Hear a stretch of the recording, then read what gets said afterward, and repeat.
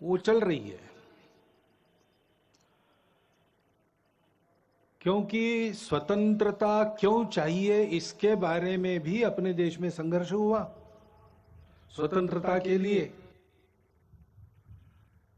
संपूर्ण भारत में समाज के सभी वर्गों से, देश के सभी क्षेत्रों से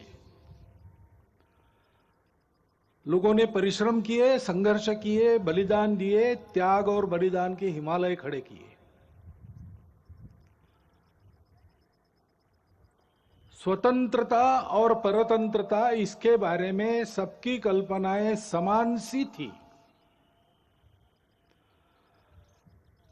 यानी 1857 के पहले 1830 के दशक में दक्षिण भारत में वीरपांड्य कट्टबोमन के नेतृत्व में जो हुआ संघर्ष ब्रिटिशों के साथ, उसकी घोषणा करते समय एक पढ़ा गया, उसको कुंडरा नाम के ग्राम में पढ़ा गया, इसलिए उसको कुंडरा डिक्लेरेशन कहते हैं। उसमें यह कहा गया कि ये जो विदेशी बाहर से आए हैं, इनका रंग सफेद है, इसलिए पूजा में कपूर और भोजन में नमक महंगा हो जाएगा अगर हमने इनको यहां राज्य करने दिया तो। और बहुत बाद में महात्मा गांधी जी ने और एक सत्याग्रह की शुरुआत मुट्ठी भर नमक उठाते हुए की। कहते हैं कि उसके कारण अंग्रेजों के विशाल साम्राज्य की बुनियाद की मिट्टी खसकी। तो इस प्रकार कुछ समान से भाव सबके मन में थे, आपस में संपर्क नहीं था तो भी, और इसलिए ऐसी कई बातें समान सी पाई जाती है उस संघर्ष में। ऐसा एक संघर्ष हुआ और उसके फलस्वरूप हम 15 अगस्त को स्वतंत्र हुए। परंतु कालांतर में स्व की कल्पना ढीली पड़ी, अस्पष्ट हुई। उसके कारण स्वतंत्र होना है यानी क्या होना है, अपना स्व क्या है ये पता नहीं। स्व का विस्मरण तो बहुत दिनों से चल रहा था और इसलिए स्व को भूल गए तो स्वजनों को भी भूल गए, और अपने आपस में ही भेद इतने बड़े हो गए, उससे हम जर्जर हो गए। एक दूसरे को बराबरी से देखने के लिए तैयार नहीं, आपस में संघर्ष, पंथ, प्रांत, जाति, भाषा, सब प्रकार के भेद, जो विविधता थी उसकी चौड़ी खाइयां बन गई हमको बांटने वाली। और इसमें स्व का भी विस्मरण, ठीक से स्मरण नहीं रहा, विस्मरण हो गया। और इसलिए जो चुनौतियां उस समय की थी उसके सामने एक स्पष्ट नीति लेकर हम खड़े नहीं हुए। कभी इधर कभी उधर ऐसी ढुलमुल बात चली, इसका लाभ विदेशियों ने लिया। और जिस दिन हम स्वतंत्र हुए उस दिन स्वतंत्रता के आनंद के साथ साथ एक अत्यंत दुर्धर वेदना भी हमने अपने मन में अनुभव की। वो टीस अभी तक गई नहीं है, अपने देश का विभाजन हुआ। अत्यंत दुखद इतिहास है वो, परंतु उस इतिहास के सत्य का सामना करना चाहिए, उसको जानना चाहिए।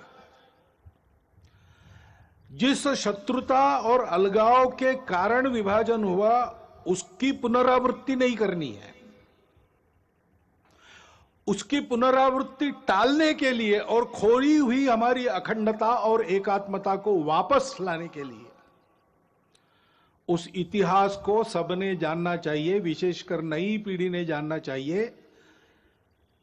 क्योंकि अब जो पीढ़ी है वो उसके बाद उसने जन्म लिया है, उसको जानना चाहिए ताकि उसकी पुनरावृत्ति न हो, खोया हुआ वापस आ सके, खोए हुए बिछुड़े हुए वापस गले लगा सके।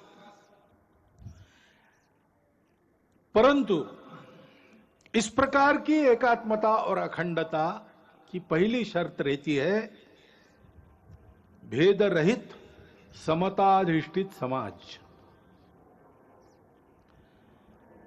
पहले हमने अपने स्व को भुला दिया, स्वजनों को भुला दिया, तो भेद जर्जर हो गए। इसलिए हजारों मील दूरी से मुट्ठी भर लोग आए, हमसे बर्बर लोग आए और हमको पादाक्रांत करते चले गए। ये बार बार हुआ, एक बार नहीं हुआ। हूण शक बर्बर यवन आपने सुना है, तब से लेकर तो ब्रिटिशों के अपने यहां पर राजा बनने तक यही इतिहास हुआ। और इसलिए मूल जो अपना स्व है, उसके आधार पर अपने स्वजन, उनके प्रति आत्मीयतापूर्ण व्यवहार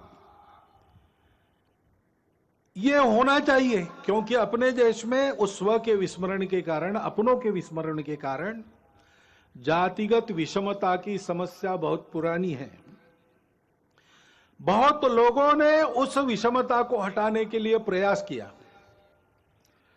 विषमता मूलक जो व्यवस्थाएं थी उनको निकाल दिया, समताधिष्ठित व्यवस्था लाने का प्रयास किया।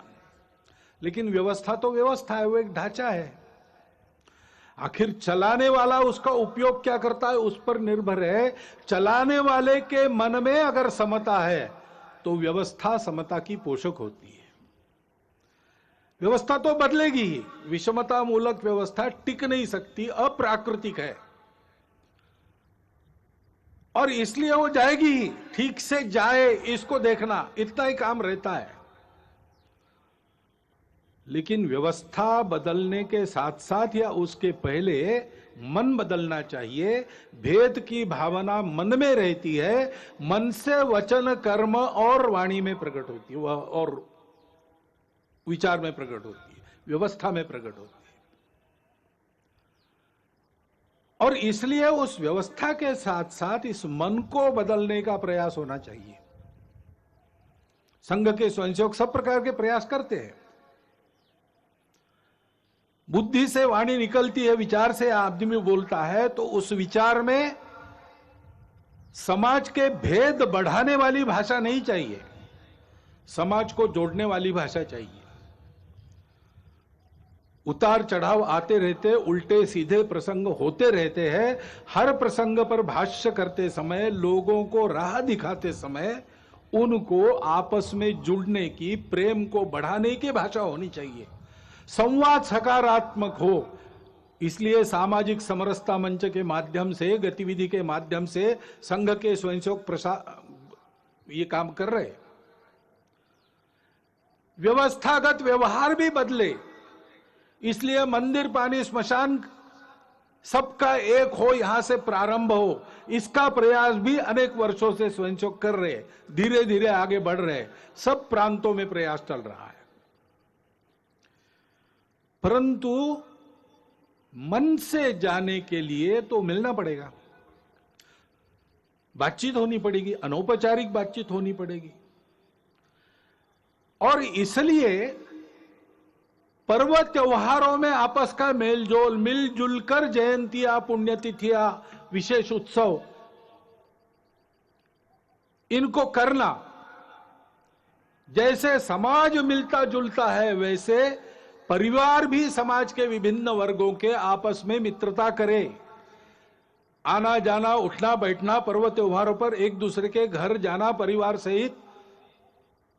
सहित घर पर बुलाना, इस प्रकार के अनौपचारिक पारिवारिक संबंध उत्पन्न हो।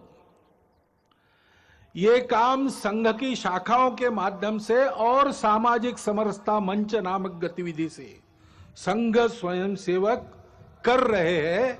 क्योंकि भेद रहित समताधिष्ठित समाज स्वातंत्र्य के टिकने की गारंटी है और राष्ट्र के एकात्मता का अधिष्ठान है। भारत की अखंडता और एकात्मता की ये जो श्रद्धा है, वो कोई नई बात नहीं है, भारत में चलती आई हुई बात है। सनातन काल से चलती आई है। उसके लिए लोग काम भी करते आए हैं। हमारे इतिहास में प्राचीन समय से लेकर अब तक बहुत उदाहरण है, बहुत पर्व ऐसे हैं जिससे बार बार इस एकात्मता का और अधिष्ठान मजबूत बनाया गया है। श्री गुरु तेग बहादुर जी महाराज का 400 सालावा प्रकाश वर्ष है। उनका बलिदान क्यों हुआ था? इसलिए हुआ था कि ये जो भारतवर्ष की चलती आई हुई एकात्मता की, प्रेम की, अखंडता की परंपरा है, उसका आधार तो यही है कि हम सब विविधताओं को स्वीकार करते, पूजा की भी विविधताओं को स्वीकार करते हैं। और उस समय देश में यह अत्याचार चल रहा था कि अपनी पूजा बदलो नहीं तो मरो। तो कश्मीर से लोग गुरु जी के पास आए, हाथ जोड़कर सुरक्षा के लिए विनती की। तेग बहादुर जी चले गए दिल्ली बादशाह के सामने और अपनी धर्म श्रद्धा का परिचय देते हुए उनका बलिदान हुआ। उन्होंने अपना सिर दे दिया। परंतु भारतवर्ष में इस प्रकार की पूजा की स्वतंत्रता बनी रहेगी, सबकी पूजा स्वीकार होगी, कोई एक दूसरे की पूजा पर जबरदस्ती नहीं कर सकता। यह जो अपने भारतवर्ष के संस्कृति का सार है उसको उन्होंने दिया नहीं, सिर दिया, सार नहीं दिया। इसलिए हिंद की चादर कहलाए। भारतवर्ष की स्वतंत्रता, भारतवर्ष की एकात्मता, अखंडता के लिए बलिदानों, मिनी वीरों की सनातन काल से जो आकाश गंगा यहां चली आ रही है, उस आकाश गंगा के वे सूर्य से थे। वह कल्पना हमारी समान सी है और प्राचीन काल से चलती आई है। स्वतंत्र जीवन कैसा होता है, स्वतंत्रता क्या है? सबके सुख की कल्पना है। मंत्र पुष्प में हम कहते हैं अपुत्रा पुत्रिण संतु पौत्रिण अधना सधना संतु सर्वे संतु निरामया। सर्वत्र का भला, ऐसा कहते हैं। सबके सुख की कल्पना, किसी को नहीं छोड़ा, वसुधैव कुटुंबकम मानकर सब जिसमें सुखी हो और सबको एक साथ सुखी करने वाला, मनुष्य मात्र के तीनों पुरुषार्थ एक साथ साधने वाला, मनुष्य समूह सृष्टि को एक साथ सुखी कर सकने वाला, अर्थ कामों को नियंत्रण में रखकर मोक्ष की तरफ चलाने वाला, यह जो धर्म है उस धर्म का आविर्भाव अपने यहां हुआ। वो अध्यात्म आधारित है, अनुभूति आधारित है। हमारे स्वतंत्रता की वह आध्यात्मिक कल्पना है। और इसलिए हम जानते हैं पसायदान में उस स्वतंत्र सुखी जीवन की कल्पना ज्ञानेश्वर महाराज ने की है। जे खड़ांची व्यंकटी सांडो तया सत्कर्मी रतिवाड़ो, भूता परस्परे पड़ो मैत्र जीवान से, दुरितान से तिमिर दावो विश्व स्वधर्म सूर्य पाओ, जो जे वांछील तोते लाहो प्राणी जाता। फिर से सबके सुख की कल्पना है, सबके कामना पूर्ति की कल्पना है। परंतु आधार क्या है? दुष्टों के बारे में भी ये कहा उनका टेढ़ापन जाए, उनकी अच्छे कामों में रुचि बढ़े, प्राणी मात्र में परस्पर सौहार्द, प्रेम, आत्मीयता का संबंध हो, सबके संकट दूर हो, सब अपने अपने स्वधर्म को अनुभूत करके चले, स्वधर्म पर चले, तब सबकी इच्छाएं पूरी होगी। प्राणी जात तो सुखी होंगे, जिनमें प्राण है वो सब सुखी होंगे, सुख दुख का अनुभव कर सकने वाले सब सुखी होंगे। रविन्द्रनाथ टैगोर ने बाद में कहा, कोई अलग बात नहीं की, चित्त जथा भय शून्य उच्च जथा शिर। जहां चित्त भय से शून्य हो, जहां हम गर्व से माथा ऊंचा करके चल सके, जहां ज्ञान मुक्त हो, जहां दिन रात विशाल वसुधा के खंडों में विभाजित कर छोटे और छोटे आंगन न बनाए जाते हों, संपूर्ण मानवता की एकता की कल्पना, जहां हर वाक्य हृदय की गहराई से निकलता हो, सत्य पर चलने की कल्पना, हर दिशा में कर्म के अजस्त्र नदी के स्रोत फूटते हो और निरंतर अबाधित बहते हो, निरंतर कर्मशीलता, आदि आदि जो पूरी कविता उनकी है वो हमारे स्वतंत्र जीवन की कल्पना देती है। और उसके पीछे जो स्व है उसका आधार आध्यात्म है, स्पष्ट करती है। और इसलिए योगी अरविंद, जिनकी 150वीं जयंती है, उन्होंने भी यही बात कही है। हमारे स्व का अधिष्ठान स्पष्ट किया है, हमारे राष्ट्रीयता की कल्पना को उच्च रव से कहा है। गांधी जी इसी आधार पर बोलते थे। उनको सबूत की आवश्यकता पड़ी तो धर्मपाल जी ने सबूत जुटाए और आजीवन तपस्या की। उसके आधार पर उन्होंने भारतवर्ष के ब्रिटिश का प्रभाव होने के पहले के जीवन का जो चित्र सबूतों सहित किया है, प्रमाणित है। वो चित्र भी, उनकी भी शताब्दी है, जन्म शताब्दी, वो चित्र भी इसी बात की पुष्टि करता है। हमारी इस स्व की कल्पना का आधार अध्यात्म आधारित परस्पर व्यवहार था, संतुलित व्यवहार था, आत्मीय व्यवहार था। उसको हम धर्म कहते हैं और उस धर्म के उदय से सब सुखी होते हैं। सावरकर जी ने कहा कि जब ऐसा हिंदू समाज खड़ा होगा संगठित, तो वो गीता की ही बात करेगा और अपने उद्देश्य को वसुधैव कुटुंबकम यही बताएगा, क्योंकि हम किसी को पराया मान ही नहीं सकते। ऐसा हमारा जो आध्यात्मिक राष्ट्रीयता का स्व है, वो उदय होने से दुनिया के सारे झगड़े समाप्त होंगे, खोया हुआ संतुलन वापस आएगा और ऐसा मानव धर्म उदित होगा, हिंदू धर्म उदित होगा। तो फिर परिणाम ये भी होगा कि मनुष्यों के कलहों पर जिनके दुकान चलते हैं और उनके खोए हुए संतुलन पर जो अपना उल्लू सीधा करते हैं, उनके दुकान बंद हो जाएंगे। और इसलिए हम देखते हैं कि ये न हो, भारत एक विकास के राह पर, बड़ा बनने की राह पर चल पड़ा है, ये हो ना पाए, हिंदू समाज अपने स्व को समझ ना पाए और वैसे ही कटा बटा रहे, इसलिए बहुत प्रयास चल रहे। जो जो भारत का है उसकी निंदा करना, जो जो भारत की है उसकी निंदा करना, भारत के जीवन की, भारत के धर्म की, भारत की परंपरा की, इतिहास की, वर्तमान की, व्यवस्थाओं की, सबकी निंदा करना, भारतीयों के हृदय में स्वयं के बारे में ही अश्रद्धा उत्पन्न करना, ऐसे प्रयास चलते हैं। इतने प्राचीन जीवन से दुनिया देख रही है कि उस जीवन में इतने लंबे समय से चलते हुए मूल्य है। मनुष्य जीवन को स्थिरता देखे, सुख देते हैं, टूटन से बचाते हैं, अधपतन से बचाते हैं।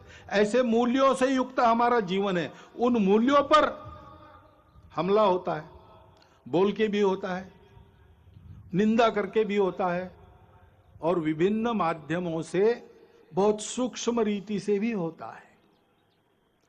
ऐसा स्थूल और सूक्ष्म एक सांस्कृतिक आक्रमण भी लगातार चल रहा है, इस भय से कि अगर ये सारी बातें भारत में ठीक हो गई तो हम नहीं चल पाएंगे। और गठबंधन भी ऐसे लोगों ने बना लिया है, सम्मिलित प्रयास करते हैं। और भारत में हम देखते हैं कि इसको पहचान कर इसके उपाय में चलना चाहिए, समाज को ठीक दिशा में चलाने के प्रयास करने चाहिए। सब ऐसा नहीं करते। विशेषकर इसके व्यवस्था को चलाने का भारत के जो दायित्वधारी लोग हैं, राज्यों में है, केंद्र में है, सब लोग हैं, लेकिन कभी कभी ऐसा व्यवहार दिखता है, यानी एक भारत का ही राज्य है, दूसरा भी भारत का ही राज्य है, उसकी पुलिस आपस में युद्ध करती है, गोलियों से लोग मारे जाते हैं। हम एक देश के वासी हैं कि क्या है? अपनी राजनीतिक स्पर्धा के चलते और सरकारों का विरोध खड़ा होता है, पार्टियों का है, चलता है, लेकिन सरकारी व्यवस्था के अंदर व्यवस्था तो एक है, संविधान के तहत बनी है। संविधान के तहत हम फेडरल स्ट्रक्चर है, लेकिन संविधान के तहत ही we the people of India, हम एक देश के लोग हैं, हमारा एक देश है, व्यवस्थाएं हमने फेडरल बनाई है, लोग फेडरल नहीं है। संपूर्ण जन एक राष्ट्र है। लेकिन ऐसा पोषक व्यवहार सत्ता में बैठे लोगों का भी होता हुआ नहीं दिखता। तो समाज को कहां से उद्बोधन मिलेगा, कहां से पथ प्रदर्शक पाथेय मिलेगा? अपने राजनीतिक उल्लुओं को सीधा करने के लिए ऐसे छल कपट चलते हैं, उसमें समाज के मन का क्या होता है, समाज में जो भेद है उनको मिटाया जाता है कि उनको और चौड़ा किया जाता है, इसकी परवाह न करते हुए होता है। अब समाज को ही बचना पड़ेगा इन बातों को पहचानते हुए, क्योंकि ये षड्यंत्र चलते हैं असंतोष उत्पन्न करना। निमित्त तो मिलते ही है, इतने बड़े समाज में, इतने लंबे चौड़े देश में छोटा भी निमित्त है, उसको प्रचार के साधनों के आधार पर बहुत बड़ा करके बताना, असंतोष उत्पन्न करना, आपस में विरोध उत्पन्न करना, जाति से जाति को लड़ाना, प्रदेश से प्रदेश को, भाषा से भाषा को लड़ाना, कलह उत्पन्न करना और आतंक का वातावरण उत्पन्न करते हुए इसको शमन करना चाहने वाले शक्तियों को दबाने का प्रयास करना और एक तरह से देश में अराजकता उत्पन्न हो, ऐसा प्रयास करना, ये भी प्रयास चल रहे हैं।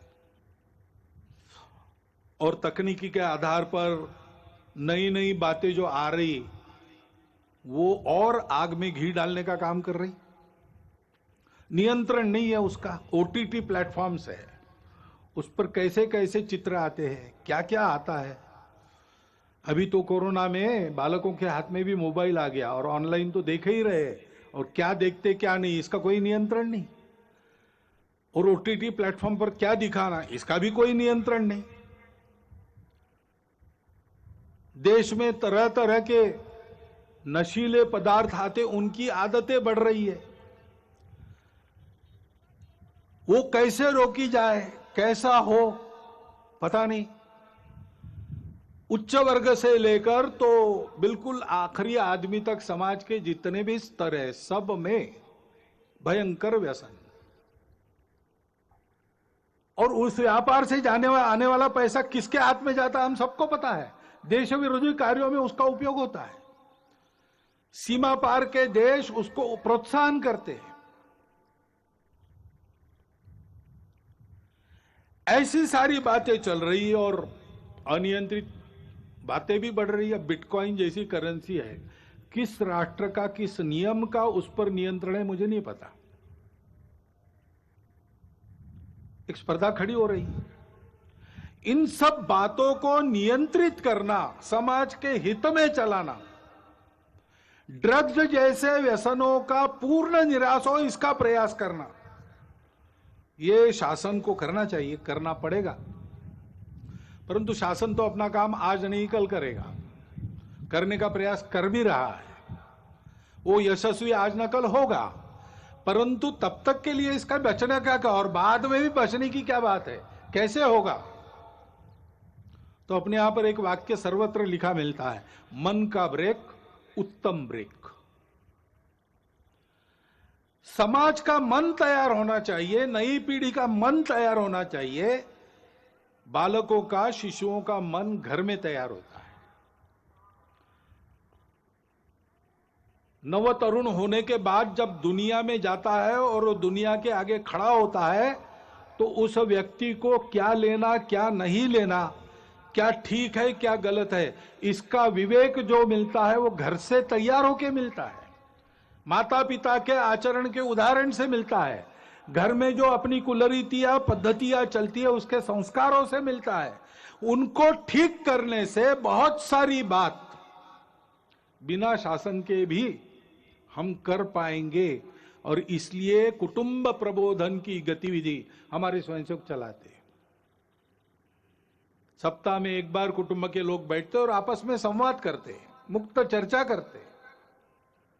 स्वभाषा स्वभूषा, अपना भजन भवन भ्रमण भोजन किस प्रकार से चलता है, कम से कम अपने घर की चौखट के अंदर हम लोग अपने स्व के आधार पर आचरण करते कि नहीं, घर में अपनी भाषा बोलते हैं कि नहीं, कागजों पर अपना हस्ताक्षर करते हैं तो अपनी मातृभाषा में करते हैं कि नहीं, करना चाहिए।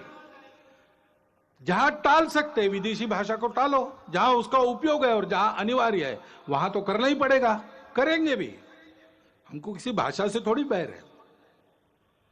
परंतु स्वभाषा, स्वभूषा, अपना भजन, अपना भोजन, इसका एक महत्व है। स्व का ज्ञान परंपरागत रीति से पीढ़ी दर पीढ़ी बनता रहे, इसलिए उस आचरण के बारे में चर्चा। और मैं अपने लिए रोज कुछ करता हूं, परिवार के लिए रोज करता हूं, समय देता हूं, पैसा देता हूं, देश समाज के लिए रोज क्या करता हूं, कितना खर्चा रोज करता हूं, इसका विचार होके ऐसे छोटे छोटे संकल्प लेना और उसके आधार पर परिवार में सब लोगों का मन बनना चाहिए, नई पीढ़ी का भी बनना चाहिए। तो इस प्रकार के विपरीत वातावरण में भी उनकी प्रतिकार शक्ति जागृत रहने से, विवेक शक्ति जागृत रहने से वो उचित का ही चयन करेंगे। स्वाभाविकता तो उनका झुकाव अच्छे के तरफ ही है, केवल उसके लिए पोषक उनके मन बुद्धि के संस्कारों को बनाना चाहिए। उसके लिए गतिविधि चलती है। हमारे स्वयंसेवक भी और अन्य अनेक लोग भी ये काम कर रहे हैं। अभी इस प्रकार के हमारे प्रयास चलेंगे। बीच में कोरोना आ गया। कोरोना के पहले लहर का हमने बहुत अच्छा सामना किया, दूसरी लहर ने बहुत ज्यादा नुकसान किया।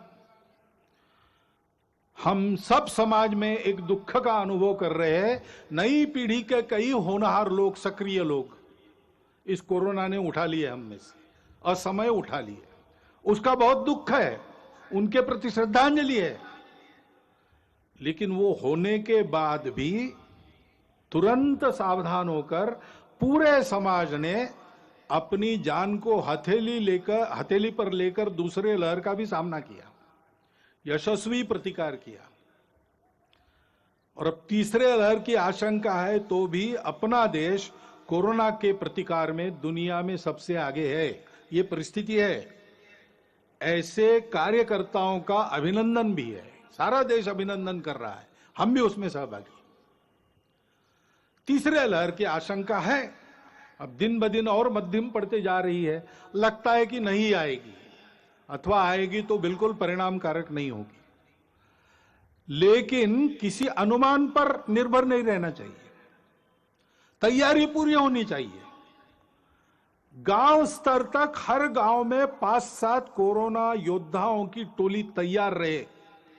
इसलिए संघ ने देश भर में प्रशिक्षण का कार्यक्रम लगभग पूरा कर लिया है और उसके आधार पर इस कोरोना से लड़ाई होगी, ठीक से होगी। आएगा नहीं ऐसी आशा करते हैं, लेकिन आएगा तो क्या करना उसकी पूरी तैयारी है और हम इस कोरोना को मात देंगे। उसके नुकसान हुए हैं, 2 साल चला तो आर्थिक क्षेत्र में नुकसान हुआ है, बहुत नुकसान हुआ है, परंतु हमारा समाज उससे दबा नहीं है। आर्थिक क्षेत्र में भी उस नुकसान को पूरा करने का आत्मविश्वास दिखता है, लोग बोलते हैं। और किसी किसी आर्थिक अर्थायाम के क्षेत्र में तो सब पूर्ववत हो गया और आगे बढ़ गया, ऐसा भी वृत्त आता है। स्व के बारे में अपने समाज की प्रवृत्ति निश्चित रूप से बढ़ी है। अभी राम मंदिर का धन संग्रह हमने किया गांव गांव जाके, तो वहां भी यही अनुभव आया। स्फूर्त रूप से समाज के सभी जाति वर्गों का, सभी भौगोलिक क्षेत्रों से उत्तम सहयोग मिला और एक ही भावना के कारण कि कुछ हमारा हमने वापस लाया है, उसको खड़ा कर रहे हैं। सब लोग राम की पूजा करने वाले लोग नहीं थे, परंतु सबका योगदान है, सबका उत्साह है और वो स्व प्रकट भी हो रहा है, वो उत्साह प्रकट भी, उस आत्मविश्वास का परिणाम भी दिख रहा है। अभी ओलंपिक और पैरा ओलंपिक में कितने मेडल, ओलंपिक में 1 गोल्ड, 2 सिल्वर और 4 ब्रॉन्ज, यानी स्वर्ण, रौप्य और कांस्य। और पैरा ओलंपिक में 5 स्वर्ण, 8 रौप्य और 6 कांस्य पदक हमारे खिलाड़ियों ने प्राप्त की। ये उत्साह कहां से आया? बहुत परिस्थितियां उनकी बदली है ऐसा नहीं है, परंतु देश के लिए कुछ कर गुजरने की प्रवृत्ति बनी है और इसलिए यह कोरोना की आपत्ति हमारे लिए स्व का चिंतन करने का एक अवसर भी बनी है। हमने अनुभव किया अपने स्व पर आधारित कई बातें कितनी उपयोगी है। उदाहरणार्थ अपने स्वास्थ्य का विषय है। स्वास्थ्य मनुष्य की ऐसी आवश्यकता है, उसको पूरा करने के लिए वो कुछ भी कर लेगा। बीमार है तो उपचार के लिए घर भी बेच देगा, लेकिन अच्छे उपचार और विश्वस्त उपचार जिससे निश्चित ही रहेगी मुक्त रोग मुक्त होने की, ऐसे उपचार लेने के लिए कुछ भी करता है। तो हमने देखा कि देश में सबकी इच्छा है चिकित्सा सबको सुलभ रहे, सबके पास पहुंच सके और चिकित्सा महंगी न हो, सब आयु वर्ग के लोग उसका लाभ ले सके। वो सस्ती और सुलभ चिकित्सा पानी है तो स्व के आधार पर क्या विचार करेंगे? पहली बात है कि हमारी परंपरा में केवल इलनेस का, बीमारी का विचार नहीं किया, हमने वेलनेस का भी विचार पहले से किया है। आयुर्वेद में एक पूरा प्रकरण स्वास्थ्य वृत्त है, बीमार नहीं कैसे पड़ना। उसमें जैसे स्वच्छता का महत्व है, उस पर तो कई वर्षों से हम आगे आगे बढ़ रहे हैं। लोक स्वास्थ्य का, पब्लिक हेल्थ का विषय है, उस पर भी हमको बहुत तरीके से आगे जाना पड़ेगा, क्योंकि उसमें शासन को भी बहुत कुछ करना पड़ता है, समाज को भी बहुत कुछ करना पड़ता है। अपने घर की और स्वयं की स्वच्छता तो हम देख लेंगे, अपने मोहल्ले की स्वच्छता पर भी ध्यान देना पड़ेगा। सार्वजनिक स्थानों पर स्वच्छता बरतने की आदत लगानी पड़ेगी। स्वच्छता के लिए नंबर मिलते हैं आजकल शहरों को, अच्छी बात है, लेकिन दिखने वाली स्वच्छता और जहां नहीं कोई देखता वहां स्वच्छता नहीं, ऐसे लोक स्वास्थ्य में नहीं चलता। बीमारी हवा से भी आती है और इसलिए लोक स्वास्थ्य के नियमों का ध्यान रखना और जीवन शैली मुख्यतः ठीक करना। प्राकृतिक जीवन शैली चाहिए, जितनी प्रकृति के पास रहेगी उतना हम स्वस्थ रहेंगे। पर्यावरण के साथ मेल खाने वाली जीवन चाहिए। हम बेतहाशा रासायनिक खेती का प्रयोग करेंगे तो कैंसर तो बढ़ेगा ही। हम अगर हर जगह प्लास्टिक से प्रदूषण लाएंगे तो हम जिस सांस से हवा भरते हैं वो सांस अपनी विषैली हो जाएगी। और इसलिए हमारे यहां पानी का उपयोग ठीक से करना, नाप तोल कर करना। पानी सबके लिए आवश्यक है, लेकिन अगर हम पानी को अमर्यादित खर्चा करने लगे तो सबको पानी नहीं मिलेगा और सब सुखी होंगे तभी हम सुखी होंगे, नहीं तो नहीं होंगे। प्लास्टिक का उपयोग कम से कम करना चाहिए, कम से कम, जिसको अंग्रेजी में सिंगल यूज प्लास्टिक कहते हैं, उसको तो आप जीवन से हटाने की बारी आ गई।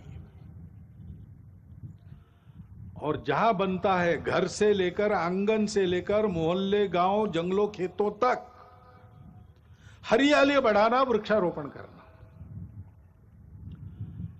ये करने की आवश्यकता है। उसके लिए पर्यावरण गतिविधि चलाते हैं स्वयंसेवक। पर्यावरण के क्षेत्र में बहुत लोग काम करते हैं, जल संधारण से लेकर सारी बातों में। पर्यावरण गतिविधि प्रत्येक परिवार में पानी बचाना, प्लास्टिक हटाना और हरियाली बढ़ाना, इन तीन का छोटी छोटी बातों से लेकर सब में आचरण उत्पन्न हो, इसके लिए प्रयास करती है।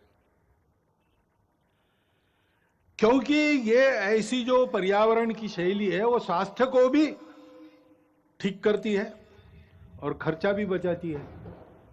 कोरोना काल में जितने विवाह हुए कितने सस्ते में हुए।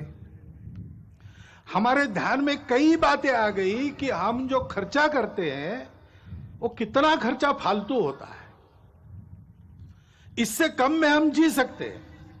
जो मिलता है उसमें अपने घर गृहस्थी को रोटी, कपड़ा, मकान, स्वास्थ्य, शिक्षा, अतिथि सत्कार, ऐसी न्यूनतम आवश्यकताओं को ठीक से पूर्ण कर सकते हैं।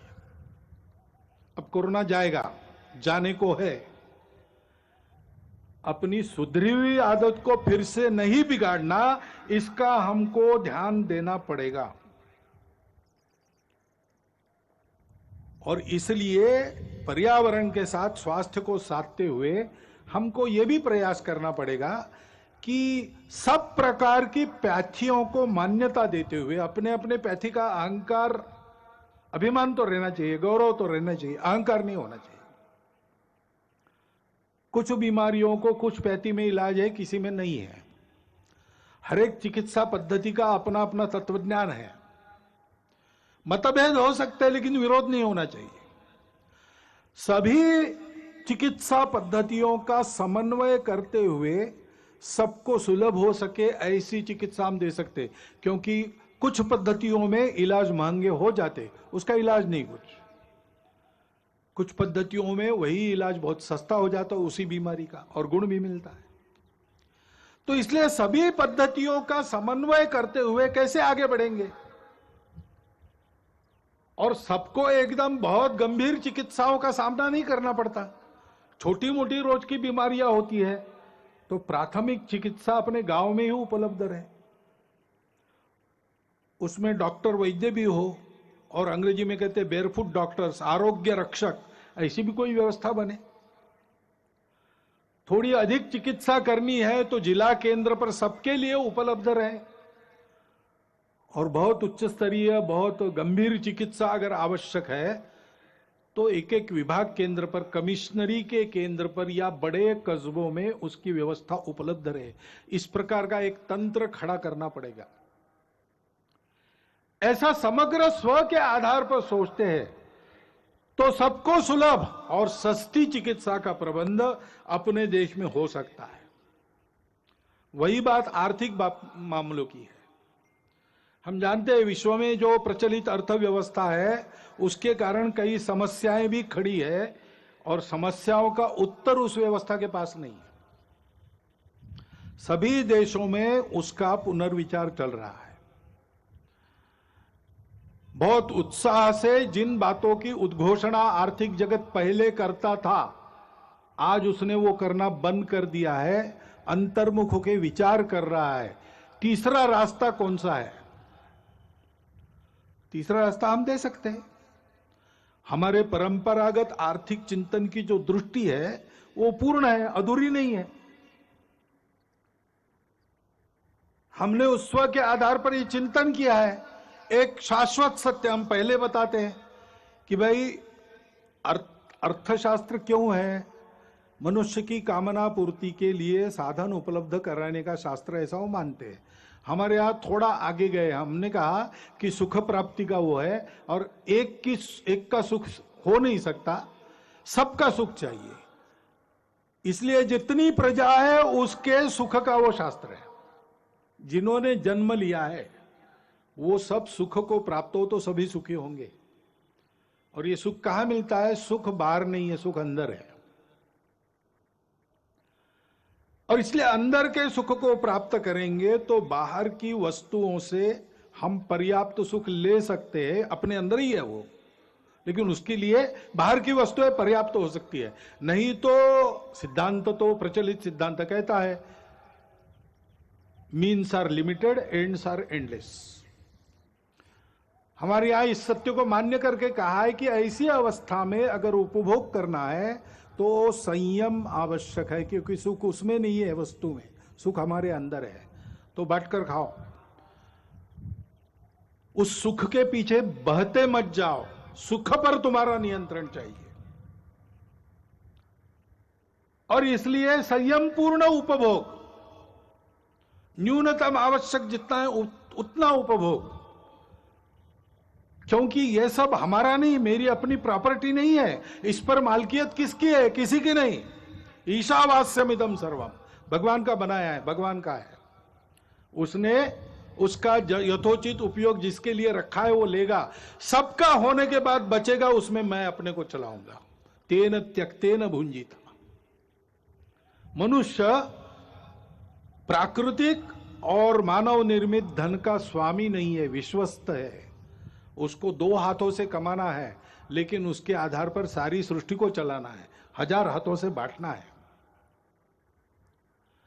इस दृष्टि के आधार पर अपने यहां का आर्थिक विचार खड़ा है, वो एकांतिक नहीं है।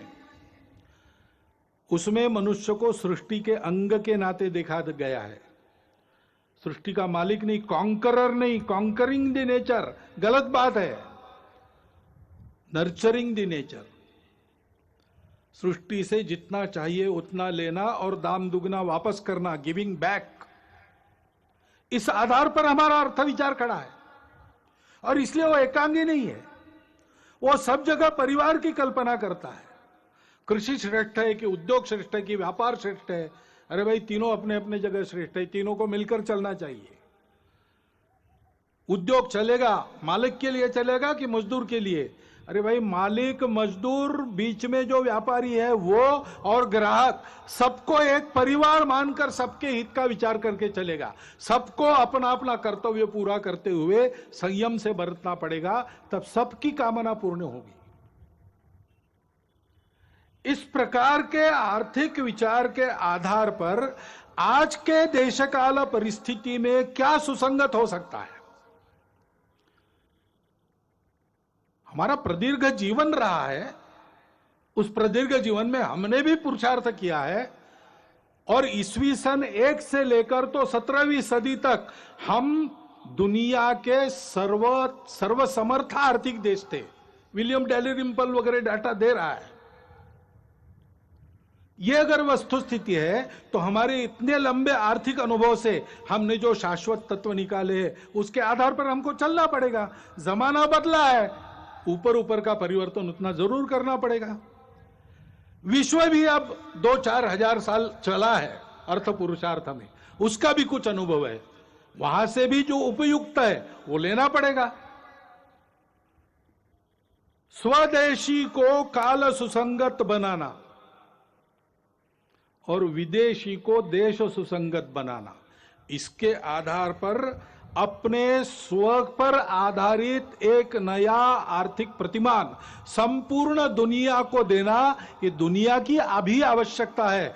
और हम स्वातंत्र्य में हमारे स्व के प्रगटीकरण का एक स्वाभाविक आविष्कार है, इसकी चिंता हमको करनी पड़ेगी।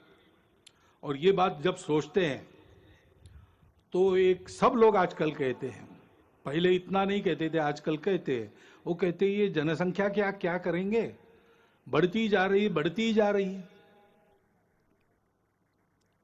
तो जनसंख्या नीति तो होनी चाहिए। अपने यहां विचार हुआ है, एक परिवार में 2.1 ऐसा कहा है ना, 2 बालक रहे, ऐसा विद्वानों ने मिलकर निश्चित किया, सरकार ने उसको स्वीकार किया, ये सब हुआ है। लेकिन हमको लगता है कि एक बार फिर विचार कर लेना चाहिए, क्योंकि 2 बातें, सारी बातों का विचार करना। अभी हमारे देश में, हमारा युवाओं का देश है, 56-57% युवा है। 30 साल के बाद ये सब बूढ़े बनेंगे, उनको खिलाने के लिए भी हाथ लगेंगे। कितने हाथ लगेंगे? कितने लोगों को खिला सकेंगे, और उस समय जितने लोगों को खिलाना है उसके लिए काम करने वाले कितने लगेंगे? दोनों बातों का विचार करना पड़ेगा। इतना हम बढ़ेंगे तो पर्यावरण कितना झेल सकता है? हमारी माताएं उस दृष्टि से कितनी सक्षम है, उनको खुद के पैरों पर खड़ा रखने का सामर्थ्य, उनका सशक्तिकरण कितना हुआ है, वो कितनी प्रबुद्ध है, हम उनको कैसा ऐसा बना सकते। एक 50 साल आगे तक का विचार करके एक नीति बनानी चाहिए, और उस नीति को सब पर समान रूप से लागू करना चाहिए। क्योंकि जैसे जनसंख्या एक समस्या बन सकती है, वैसे जनसंख्या का असंतुलन भी समस्या बनती है, बन रही है देश में, दुनिया में हम देख रहे हैं, सब लोग बोल रहे हैं। इसमें किसी के प्रति बुरा भाव नहीं रहता है। अरे इसलिए हमने एक 2015 में ही प्रस्ताव पास किया इसके बारे में। उस प्रस्ताव को मैं पढ़ के बताता हूं। जनसंख्या वृद्धि दर में असंतुलन की चुनौती। देश में जनसंख्या नियंत्रण हेतु किए गए विविध उपायों से पिछले दशक में जनसंख्या वृद्धि दर में पर्याप्त कमी आई है, लेकिन इस संबंध में अखिल भारतीय कार्यकारी मंडल का मानना है कि 2011 की जनगणना के पांथिक आधार पर किए गए विश्लेषण से विविध संप्रदायों की जनसंख्या के अनुपात में जो परिवर्तन सामने आया है, उसे देखते हुए जनसंख्या नीति पर पुनर्विचार की आवश्यकता प्रतीत होती है। विविध संप्रदायों के प्रति जनसंख्या वृद्धि दर में भारी अंतर, अनवरत विदेशी घुसपैठ व मतांतरण के कारण देश की समग्र जनसंख्या, विशेषकर सीमावर्ती क्षेत्रों की जनसंख्या के अनुपात में बढ़ रहा असंतुलन देश की एकता, अखंडता, सांस्कृतिक पहचान के लिए गंभीर संकट का कारण बन सकता है। विश्व में भारत उन अग्रणी देशों में था जिसने 1952 से ही जनसंख्या नियंत्रण के उपायों की घोषणा की थी, परंतु सन 2000 में जाकर ही वह एक समग्र जनसंख्या नीति का निर्माण और जनसंख्या आयोग का गठन कर सका। इस नीति का उद्देश्य सकल प्रजनन दर की आदर्श स्थिति को 2045 तक प्राप्त कर स्थिर व स्वस्थ जनसंख्या के लक्ष्य को प्राप्त करना था। ऐसी अपेक्षा थी कि अपने राष्ट्रीय संसाधनों और भविष्य की आवश्यकताओं को ध्यान में रखते हुए प्रजनन दर का यह लक्ष्य समाज के सभी वर्गों पर समान रूप से लागू होगा।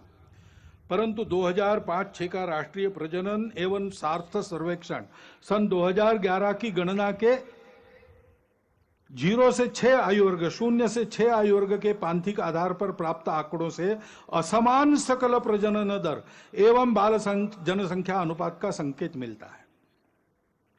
यह हमारा प्रस्ताव है, तो इसलिए सुझाव हमारे ऐसे और भी लिखा है, पूरा नहीं पढ़ता हूं, लिखित भाषण में उपलब्ध है। देश में उपलब्ध संसाधनों, भविष्य की आवश्यकताओं एवं जनसांख्यिकीय असंतुलन की समस्या को ध्यान में रखते हुए देश की जनसंख्या नीति का पुनर्निर्धारण कर उसे सब पर समान रूप से लागू किया जाए। सीमा पार से हो गई अवैध घुसपैठ पर पूर्ण रूप से अंकुश लगाया जाए। राष्ट्रीय नागरिक पत्रिका का निर्माण कर इन घुसपैठियों को नागरिकता के अधिकारों से तथा भूमिकरित के अधिकार से वंचित किया जाए। जो अनधिकृत प्रवेशकारी लोग हैं, वो हमारे देश में बसने वाले, सदियों से बसने वाले, पीढ़ी दर पीढ़ी बसने वाले नागरिक बने हुए, किसी के प्रति ये बात नहीं है।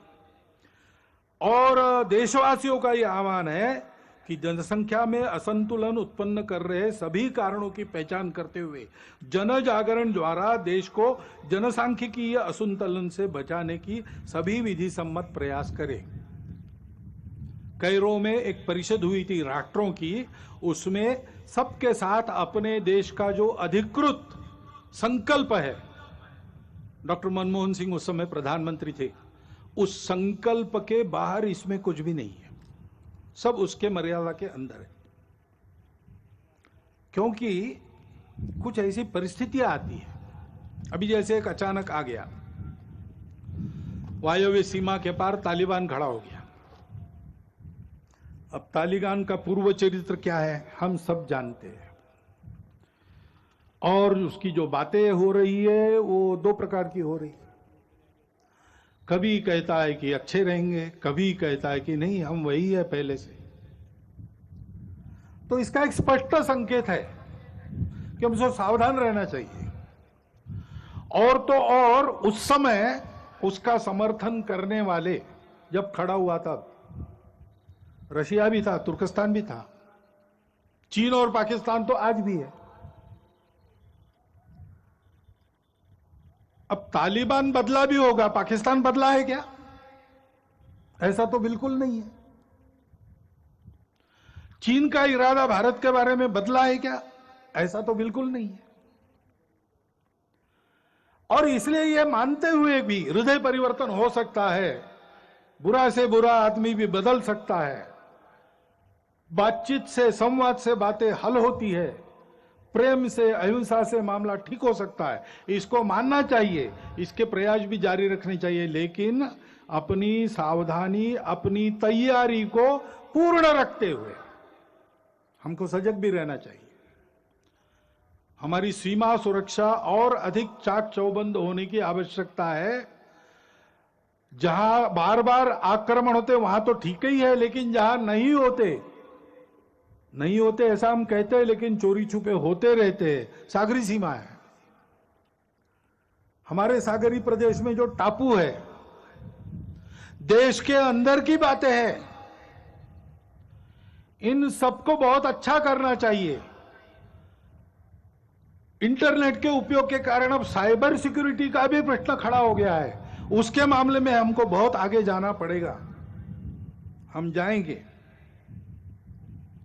और ऐसी बातों का परिणाम अंदर उपद्रवी लोगों के मनोबल पर न हुआ तो भी वो कुछ न कर सके, ऐसा हमको ठीक रखना पड़ेगा। अभी अभी जम्मू कश्मीर में होकर आया, वहां सामान्य जनता को 370 हटने के अच्छे लाभ मिल रहे हैं,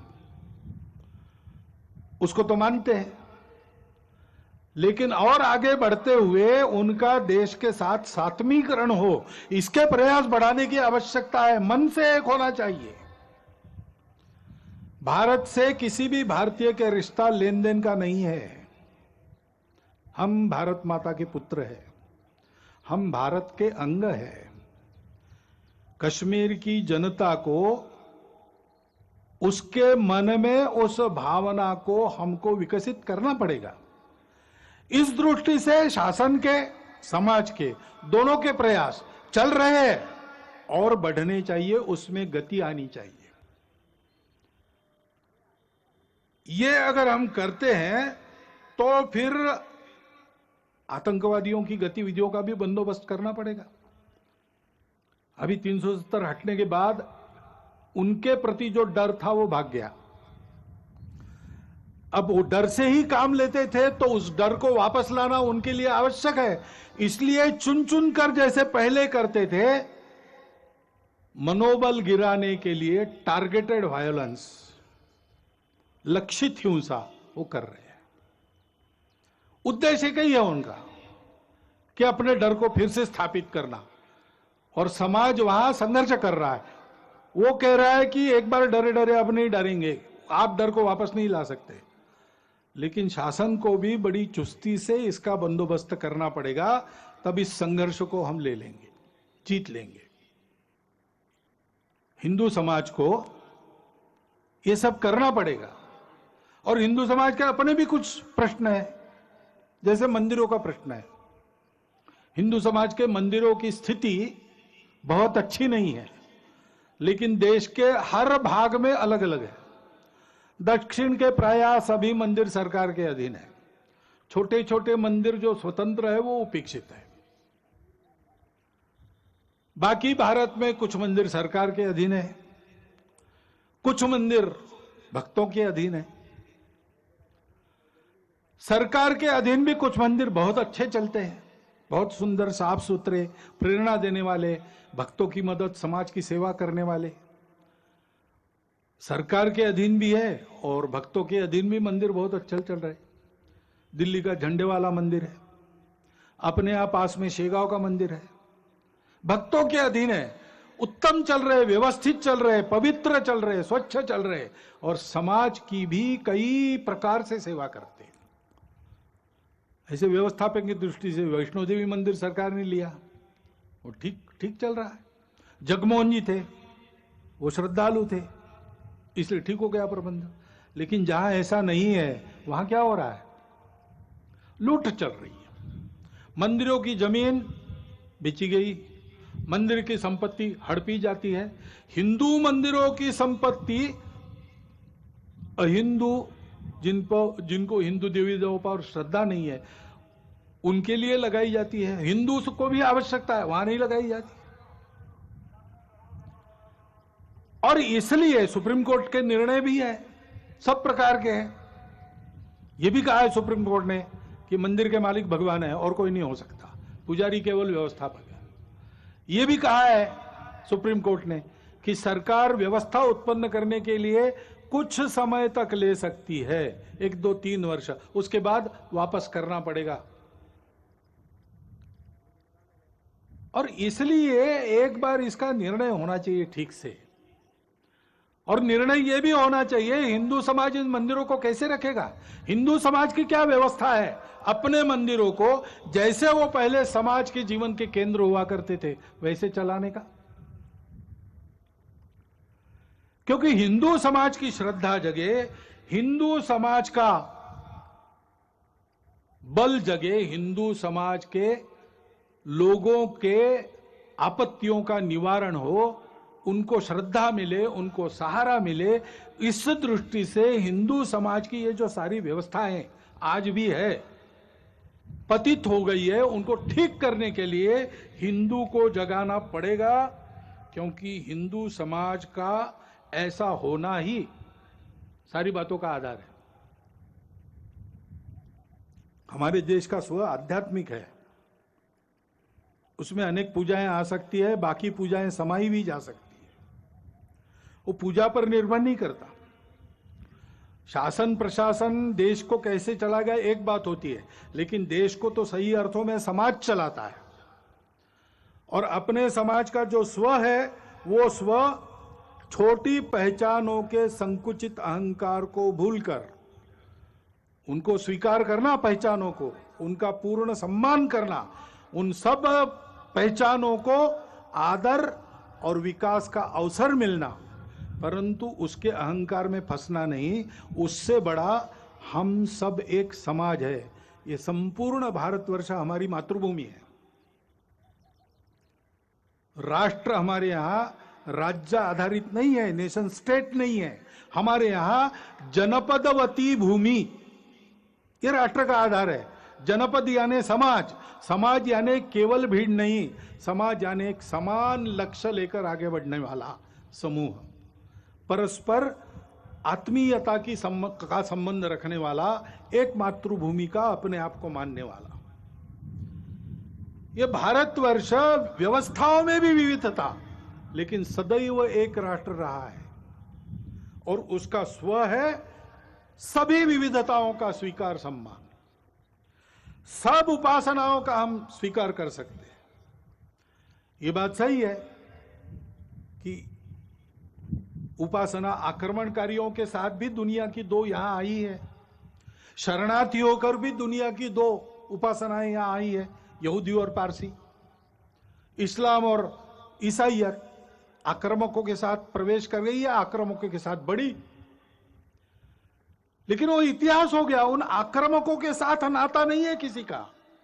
सब अपने उन हिंदू पूर्वजों के वंशज है जो इस विविधता को एकता का ही आविष्कार मानकर सबका स्वीकार सम्मान करते थे, आपस में प्रेम से मिलजुल कर रहते थे और सभी एक दूसरे का आदर करके चलते थे। उन्हीं हिंदू पूर्वजों को सब वंशज है। वही भारतवर्ष सबकी मातृभूमि है, जिसके सिवाय किसी को गति नहीं है और कहीं। और उसकी यह सबको अपना मानने वाली सा प्रथमा संस्कृति विश्ववारा, ऐसा गौरव से जिसको कहा गया है, मनुष्य में मनुष्यत्व को जागृत करने वाली उस संस्कृति का असर सब पर है। उस संस्कृति को मानकर सब पर चलना, ये सबने मान्य करना चाहिए। इसमें किसी को पूजा नहीं छोड़नी पड़ती, भाषा नहीं छोड़नी पड़ती, कुछ नहीं छोड़ना पड़ता। अपना कट्टरपन, अपने मन के अलगाव की भावना और अपनी छोटी पहचानों का अनुचित अहंकार छोड़ना पड़ता है। उसका गौरव सुरक्षित रहता है, उसकी प्रतिष्ठा, उसका स्वीकार सम्मान सुरक्षित रहता है। राष्ट्रवासियों के लिए इस आह्वान का स्वीकार करके ही भारत की एकात्मता, अखंडता वापस आएगी। यही इमोशनल इंटीग्रेशन कहा गया है, जिसका आह्वान अपने संविधान ने किया है। इसके लिए सबने प्रयास करना चाहिए, ऐसा दिग्दर्शन किया है। और यह सारा तब समझेंगे लोग जब हिंदू समाज ऐसा होकर दिखेगा। हम अपने छोटे छोटे अहंकार भूलकर सबको अपनाने की नियत रखें। हमारी संस्कृति तो सबको अपनाती है, हमको डर नहीं लगना चाहिए किसी को अपनाते समय। डर लगता है क्योंकि हम दुर्बल हैं। हमको शक्ति संपन्न होना पड़ेगा। मैं शंकर का वह क्रोधानल कर सकता जगती क्षार क्षार, ऐसा बल होना पड़ेगा। लेकिन जगती को क्षार नहीं करना है, भूभाग नहीं, शत शत मानवों के हृदय जीतने का निश्चय। जो हाथ उठाए उसका हाथ न रहे, इतना सामर्थ्य होना चाहिए। लेकिन सामर्थ्य का उपयोग क्या करना चाहिए? दुर्बलों की रक्षा। शील और शक्ति को साथ में लेकर हिंदू समाज को चलना चाहिए, क्योंकि दुनिया दुष्टों की है, वो बिना शक्ति सत्य को भी नहीं मानती। तो हिंदू समाज को अपने भेद भूलकर संगठित होना पड़ेगा, शक्ति संपन्न होना पड़ेगा, सबको समझना पड़ेगा कि इस अर्थ में हम सब हिंदू हैं। इसको समझा, इसलिए तो हमारे इतिहास में राणा सांगा के साथ अकबर से लड़े, बाबर से लड़े, हसन खां मेवाती हो गए। राणा प्रताप के साथ अकबर को टक्कर देने वाले हकीम खां सूरी हो गए। खुदा बख्शा और गौस खां जो अंतिम सांस कर झांसी की रानी और उसके वंशजों के साथ रहे, वो हो गए। पंडित राम प्रसाद बिस्मिल जी के जिगरजान दोस्त अशफाक उल्ला खान जैसे क्रांतिकारी उसी ने हमको दिए। बारामुल्ला में कबाइलियों के आक्रमण के आगे देश के एकात्मता को किसी प्रकार से समझौते में न लाते हुए अपना बलिदान करने वाले मकबूल शेरवानी भी उसी के कारण हुए। अपने सेना के वीर जवानों में ब्रिगेडियर उस्मान से लेकर हवालदार अब्दुल हमीद जैसे वीर इसी के कारण हुए। इतिहास है, कभी इस्लाम आक्रमक के नाते आया, उनसे हमारा नाता नहीं है। आज हमको मुसलमान रहना भी है, हम रह सकते हैं, अपना देश उदार है। हमारे आदर्श ऐसे मुसलमान होंगे जो देश के प्रति न्यौछावर हो गए। हमारा जीवन वैसा बनना चाहिए। हिंदू समाज अपने आप को संगठित शक्ति संपन्न बनाकर इस अपनत्व की भाषा से लोगों को समझाता है, तो अपने देश में लोग समझ जाएंगे कि आतंक, कट्टरता, द्वेष और स्वार्थ के समय में दुनिया में कोई नहीं है जो इससे तारेगा। केवल वह हिंदू समाज है वो जो सबको स्वीकार करता है, और वो शक्ति संपन्न है, वो इस दायित्व का निर्वाह कर सकता है। यह भारतीय संस्कृति सबको दे सकता है, उसमें वह बल खड़ा हो गया है। इस बल को खड़ा करना अपना काम है।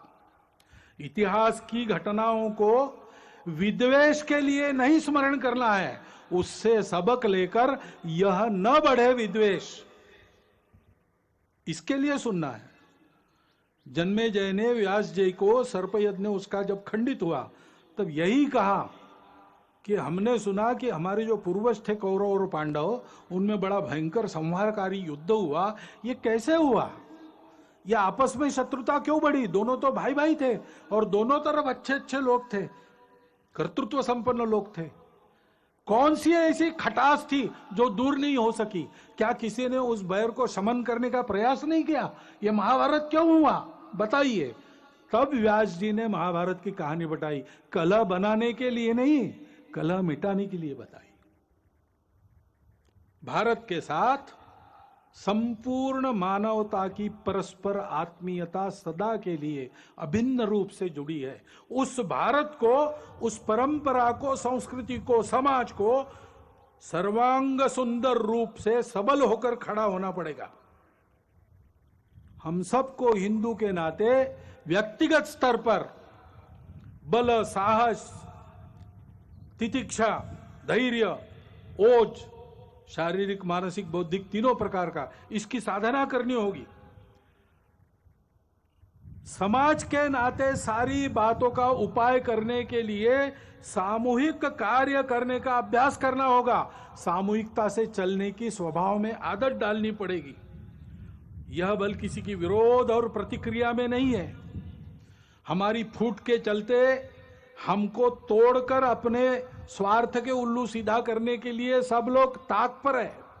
इसको समझते हुए, और ये हमारा स्वभाव होना चाहिए हिंदू के नाते, संगठित रहना, बल संपन्न रहना, संपूर्ण मानवता के लिए अपने बल का उपयोग करना। ये कर्तव्य निर्वाह करने के लिए ऐसे हिंदू समाज को खड़ा होना पड़ेगा, क्योंकि जागरूक, संगठित, बल संपन्न और सक्रिय हिंदू समाज ही सब समस्याओं का समाधान है। यही काम तो हम करते हैं। भारत के ओर से, भारत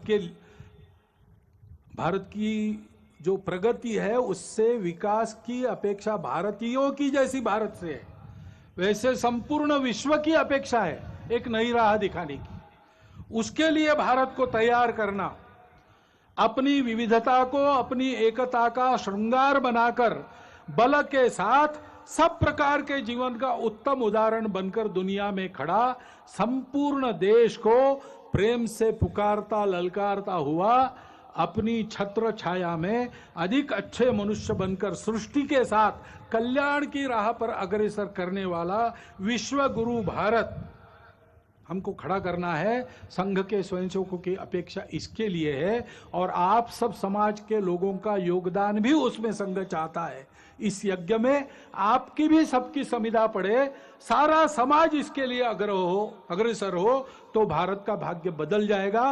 वो भाग्य बदलना है, वो भारत की आवश्यकता है, वो समय की, विश्व की आवश्यकता है। और इसलिए भ्रांति जनमन की हटाते, क्रांति का संगीत गाते, एक के दशलक्ष होकर कोटियों को है बुलाते, इस पद्धति से हमको आगे बढ़ना है। क्योंकि तुष्ट मां होगी तभी तो विश्व में सम्मान पाकर बढ़ रहे हैं चरण गणित, बस इसी धुन में निरंतर। भारत माता की जय।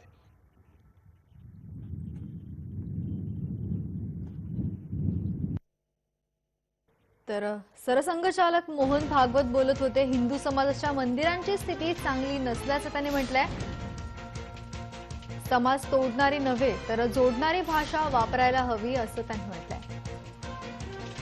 भेदभावाची भावना बदलणं अत्यंत महत्त्वाचं आहे, तर सरसंघचालक मोहन भागवत हे संबोधित करत होते। दोन राज्यांमधला संघर्षावरती सरसंघचालकांनी दोन राज्यांची पोलीस यंत्रणा आपसात का भिडते असा सवालही त्यांनी यावेळेस उपस्थित केलाय।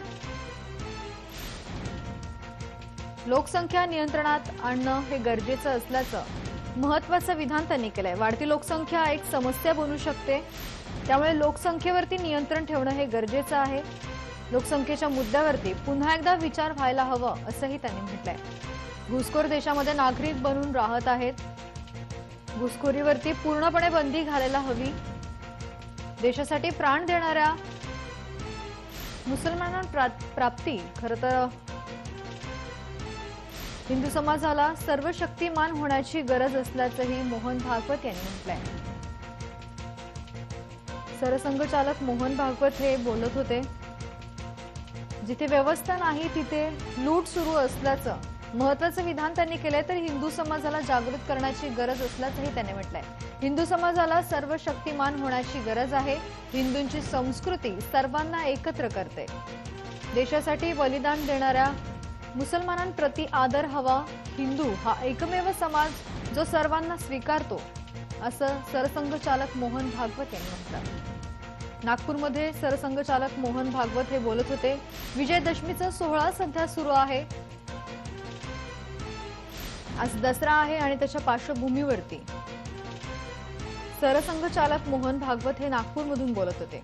ओटीटी प्लॅटफॉर्मवरती काहीच नियंत्रण ठेवण्यात आलं नाहीये। महागड्या आरोग्य सेवेचा नागरिकांना फटका बसत असल्याचं त्यांनी म्हटलं, तर प्रत्येक चिकित्सा ही महत्त्वाची असल्याचं मोहन भागवत यांनी म्हटलंय।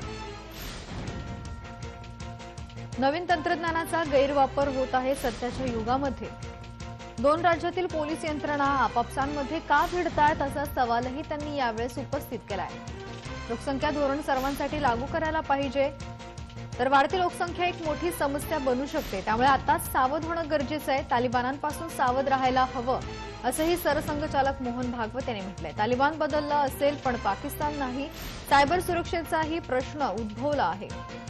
जम्मूमध्ये 370 कलम नसल्यानं अनेक फायदे होत आहेत। एनआरसीमुळे घुसखोरांची माहिती मिळवता येईल असंही त्यांनी म्हटलंय।